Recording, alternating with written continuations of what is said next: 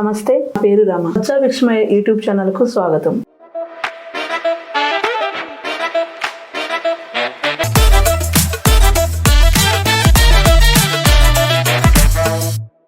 ఈ రోజు మనం సంస్కృతిపై ప్రభావం అనే అంశంపై చర్చించేందుకు మన ముందు సామాజిక విశ్లేషకులు బొజ్జా విస్మయ గారు ఉన్నారు. విస్మయ గారు, విస్మయ గారు, ఇటీవల పాఠ్య పుస్తకాల పేర్లు మార్పు వివాదం నేపథ్యంలో అసలు సంస్కృతి అంటే ఏమిటి? ఇది భాషా పేర్లలోనా లేదంటే ఆలోచనలోనా, జీవన విధానంలో అంటారా? యాక్చువల్ గా ఈ మార్పు ఏదైతే ఉందో ఇది ఎవరు తెచ్చారు, ఎందుకు తెచ్చారు అనేది ముందు మనం పరిశీలిస్తే దాని వెనక ఏం కారణం కావచ్చు, ఎందుకు ఎట్లా మార్పు చేయాలనేటువంటి విషయం మనకు తెలుస్తుంది.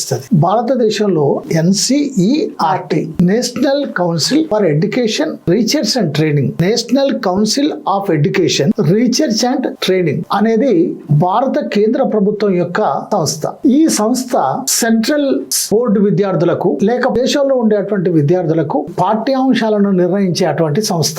ఏ పాఠ్యాంశాలు ఉండాలి, ఎలాంటి విద్యా విధానం ఉండాలి అని నిర్ణయించేటువంటి సంస్థ. దీని ఆధ్వర్యంలో 2020లో 2020లో NEP నేషనల్ ఎడ్యుకేషనల్ పాలసీ, నూతన విద్యా విధానం 2020 అనేటువంటి ఒక విద్యా విధానాన్ని తీసుకొచ్చారు.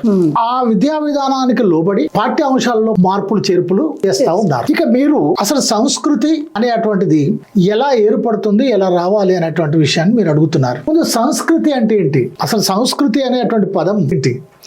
నార్మల్ గా మన ఊళ్ళల్లో చూసినా, మామూలు ప్రజలు చూసినా సంస్కృతి అనే పదాన్ని వాడరు. వాళ్ళకి అది రావటం కూడా ఉండదు, ఆ మాట కూడా పలకరాదు.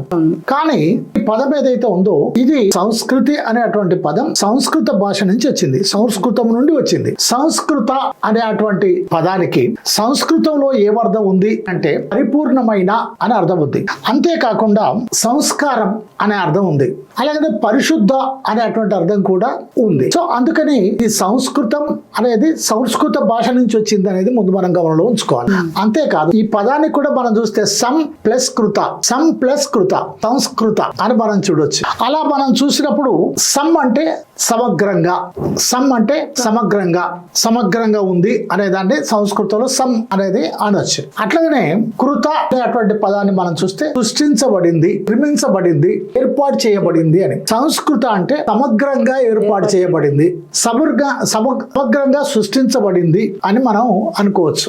ఏమి సమగ్రంగా సృష్టించబడింది, ఏమి సమగ్రంగా ఏర్పాటు చేయబడింది, ఏది పరిపూర్ణత కలిగి ఉంది, ఏది పరిశుద్ధత కలిగి ఉంది అనేటువంటి అంశాన్ని మనం చూసినట్లయితే అది సంస్కారంతో కూడుకున్నదై ఉండాలి.